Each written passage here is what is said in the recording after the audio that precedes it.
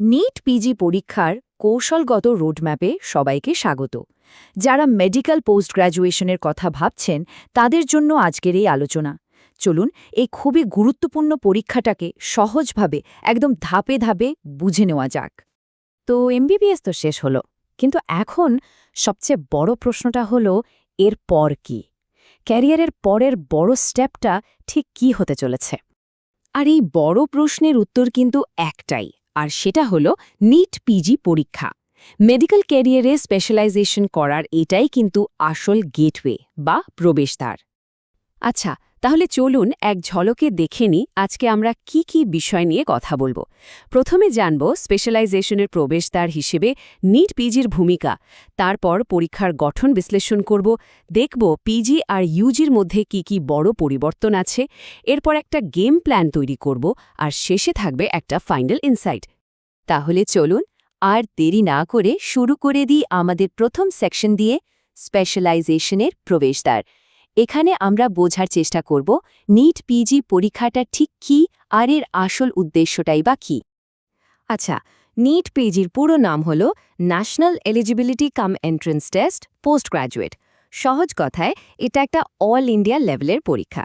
এই পরীক্ষার মাধ্যমেই কিন্তু ভারতের বিভিন্ন মেডিকেল কলেজে এমডি, এমএস বা পিজি ডিপ্লোমা কোর্সে ভর্তি হওয়া যায়। তো এই পরীক্ষাটা পাশ করলে কি কি সুযোগ খুলে যায়? দেখুন, এই পরীক্ষার পরেই একজন প্রার্থী এমডি মানে ডক্টর অফ মেডিসিন, এমএস মানে মাস্টার অফ সার্জারি অথবা বিভিন্ন সাবজেক্টে পিজি ডিপ্লোমা কোর্সের দিকে এগোতে পারেন। এবারে চলুন পরীক্ষার গঠনটা একটু খুঁটিয়ে দেখা যাক। এই সেকশনে আমরা পরীক্ষার প্যাটার্ন, নিয়মকানুন আর যা যা জরুরি তথ্য জানা দরকার সেগুলো নিয়ে কথা বলবো। এই পরীক্ষাতে মোট 200টা মাল্টিপল চয়েস প্রশ্ন বা এমসিকিউ থাকে।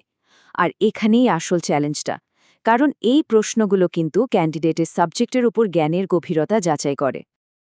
আর এই 200টা প্রশ্নের জন্য টোটাল মার্কস কত জানেন? 800। মানে বোঝাই যাচ্ছে প্রত্যেকটা প্রশ্নের ওয়েটেজ কিন্তু এখানে বেশ ভালোই। মার্কিং স্কিমটা কিন্তু খুব ভালো করে বুঝতে হবে। দেখুন, প্রত্যেকটা ঠিক উত্তরের জন্য পাওয়া যায় +4, কিন্তু এখানে একটা কিন্তু আছে, নেগেটিভ মার্কিংও আছে।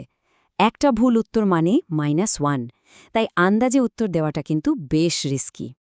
আচ্ছা, কারা এই পরীক্ষায় বসার যোগ্য? এর জন্য মূলত 3টে শর্ত আছে। 1, এমবিবিএস ডিগ্রি থাকতে হবে।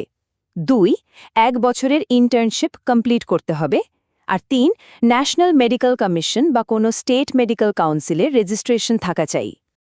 আর যদি সিলেবাসের কথা বলি, সেটার পরিধি কিন্তু বিশাল।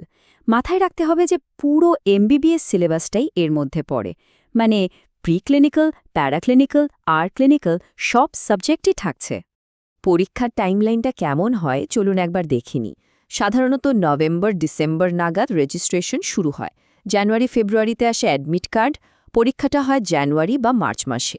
আর রেজাল্ট, ওটা বেশ তাড়াতাড়ি, মোটামুটি 2-3 সপ্তাহের মধ্যেই বেরিয়ে যায়।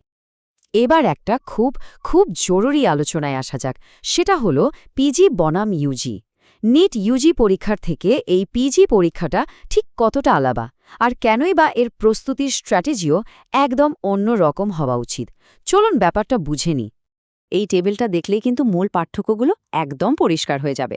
যেমন ধরুন, ইউজিতে ফোকাস থাকে বেসিক কনসেপ্টের ওপর, তাই না? কিন্তু পিজিতে পুরো জোরটাই দেওয়া হয় ক্লিনিক্যাল অ্যাপ্লিকেশনের ওপর। আবার দেখুন, ইউজি পরীক্ষা হয় অফলাইন, কিন্তু পিজি হলো একটা অনলাইন কম্পিউটার বেসড টেস্ট। এই ছোট ছোট কিন্তু গুরুত্বপূর্ণ পার্থক্যগুলোই বলে দেয় যে প্রস্তুতির অ্যাপ্রোচটা বদলাতে হবে। তো পরীক্ষাটা কি তা তো আমরা বুঝলাম। এবার চলুন প্রস্তুতির জন্য একটা সলিড গেম প্ল্যান বানানো যাক। সফল প্রস্তুতির জন্য এই 4টে পয়েন্টের উপর ফোকাস করাটা খুব জরুরি। একদম প্রথমে আসছে রিভিশন, কারণ বারবার রিভিশন দেওয়াই কিন্তু সাফল্যের আসল চাবিকাঠি। 2 নম্বর হলো প্রচুর এমসিকিউ প্র্যাকটিস করা, বিশেষ করে ক্লিনিক্যাল প্রশ্ন। 3 নম্বর হলো ইন্টিগ্রেটেড লার্নিং, মানে একটা সাবজেক্টের সাথে অন্যটাকে লিঙ্ক করে পড়া। আর সব শেষে 4 নম্বর নিয়মিত মক টেস্ট দেওয়া আর নিজের পারফরম্যান্স অ্যানালাইজ করা। এর সাথে আরও কয়েকটা জরুরি টিপস মাথায় রাখলে খুব ভালো হয়। প্রথমত, রিভিশনই সবচেয়ে গুরুত্বপূর্ণ। দ্বিতীয়ত, যে টপিকগুলো থেকে বেশি প্রশ্ন আসে, মানে হাই ইল্ড টপিক, সেগুলোর ওপর বেশি করে ফোকাস করতে হবে। আর হ্যাঁ, ঘড়ি ধরে প্রবলেম সলভ করার অভ্যাস করা আর পুরো প্রস্তুতিতে কনসিস্টেন্ট থাকাটা কিন্তু মাস্ট। আমরা প্রায় আমাদের আলোচনার শেষে চলে এসেছি। চলুন এবার ফাইনাল ইনসাইটটা দেখে নিই। দেখুন, সব স্ট্র্যাটেজি, সব প্ল্যানিংয়ের পরেও সাফল্যের জন্য সবচেয়ে যেটা দরকার সেটা হলো সঠিক মাইন্ডসেট বা মানসিকতা। কিন্তু সেটা ঠিক কেমন হবে? এই কথাটা খুব ভালো করে মনে রাখতে হবে। ইউজি থেকে পিজি প্রস্তুতির দিকে যাওয়ার মানে শুধু নতুন কনসেপ্ট শেখা নয়। আসল কাজটা হলো যা যা শেখা হয়েছে সেগুলোকে কতটা দক্ষতার সাথে প্রয়োগ করা যাচ্ছে এবং রিভিশন দেওয়া যাচ্ছে। এই মানসিকতার বদলটাই কিন্তু আসল গেম চেঞ্জার, যা কাঙ্ক্ষিত লক্ষ্যে পৌঁছে দিতে পারে।